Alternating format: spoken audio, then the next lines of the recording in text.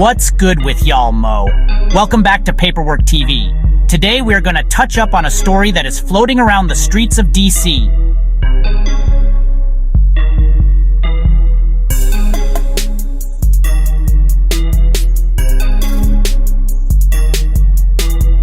Especially after the recent arrest of 44-year-old Cody Wyn and 41-year-old Anton Shelton for the alleged murder of 31-year-old Blake Bozeman. After digging a little more, I found another case from back in 2024. Briyon Schuford, 30, of Washington, D.C., was sentenced on January 31st, 2025 to 161 months in prison for his participation in a daylight drive-by shooting while he served as a D.C. violence interrupter that seriously injured 4 people. Schuford also was sentenced for his participation in a violent armed group known as the 21st and Vietnam Crew. And that shit is kind of crazy if you think about it, because everyone in the city knows that 21st and Trinidad always had beef. Why the fuck would they hire a nigga from around 21st when the Cure the Streets headquarters is right on the front line of the Trinidad neighborhood? I say all of that to say this. Are the violence interrupters actually interrupting the violence? Or are they actually adding to it? Before we get to it, I'm gonna need for y'all to go and smash that like and subscribe button for me, Mo. Now, without further ado, let's get to it. A violence interrupter charged with murder? On September 2023, a tragic quadruple shooting at the Crew Lounge on H Street Northeast, Washington, D.C. shook the community. Blake Bozeman, a 31-year-old father of 3 and former Morgan State basketball player, was killed. 3 others were injured. Fast forward to March 22nd, 2025. Cody Wyn, aged 44, and Anton Shelton, aged 41, were arrested and charged with first-degree murder while armed. Wyn, a violence interrupter with the Cure the Streets program, and Shelton allegedly planned the attack, with Shelton pulling the trigger.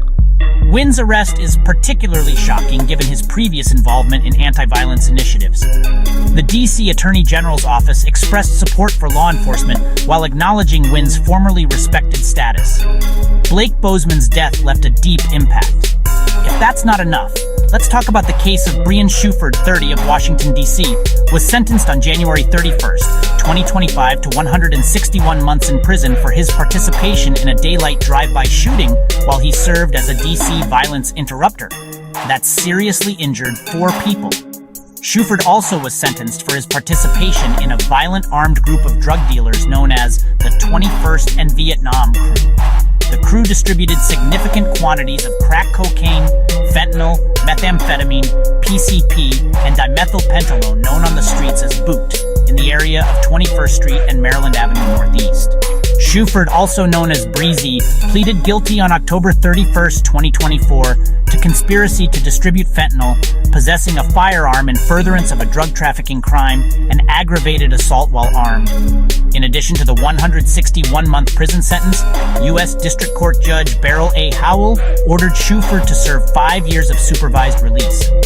On the morning of April 19, 2024, Schuford arrived at the apartment building to meet co-defendant Trayon White. The pair departed in Schuford's own vehicle and then exchanged it for a stolen Infiniti sedan. Schuford drove the stolen Infiniti to the 1200 block of Mount Olivet Road, Northeast Washington, D.C. The men, both armed with firearms, hunted for members of a rival crew.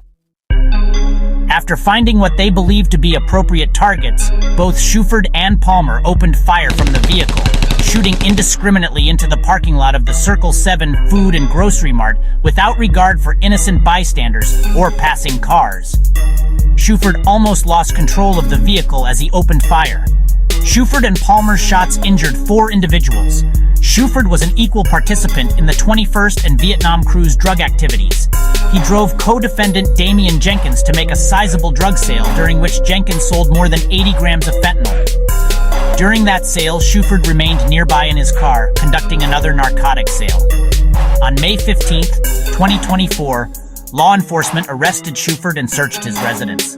Law enforcement officers recovered distribution quantities of suspected marijuana, packaging supplies, a Glock 30 firearm, and $12,637 in cash. Those 2 cases alone are wild as shit for real. But let's also talk about the case of Trayon White. Trayon White Sr., the D.C. council member representing Ward 8, was arrested in August 2024 on a criminal complaint charging him with bribery. White, 40, is chair of the council's Committee on Recreation, Libraries, and Youth Affairs, which oversees several agencies, including the D.C. Department of Youth Rehabilitation Services, DYRs. The complaint alleges that, beginning in June 2024, White corruptly agreed to accept $156,000 in cash payments in exchange for using his position as a D.C. council member to pressure government employees at Office of Neighborhood Safety and Engagement, ONSE, and DIRs to extend several D.C. contracts. The contracts at issue were valued at $5.2 million and were for two companies to provide violence intervention services in D.C. As alleged, the $156,000 White agreed to accept in exchange for using his official position to pressure renewal of those contracts to particular companies was 3% of the total contract value. According to the complaint, White's agreement with a confidential human source, the owner of the companies, including the source's payments to White of $35,000 in cash on 4 separate occasions, June 26th, July 17th, July 25th, and August 9th, 2024, and the source showing White a document reflecting how White's 3% cut was calculated based on those contracts, was captured on video. Do y'all think that the violence interrupters are helping the city? I'm not going to sit here and say all of them are bad. I hear about the good stories too. These kids definitely need some type of presence out here before and after school. I'm not doubting that at all. I just hope that we have the right ones out here as a whole, so that we are actually preventing the violence instead of encouraging it. Well, that's all I have time for today. Make sure you are following me on the gram at PaperworkTV202 to stay hip to what's going on in the DMV. Be safe out here, y'all. And most importantly, stay dangerous, Mo.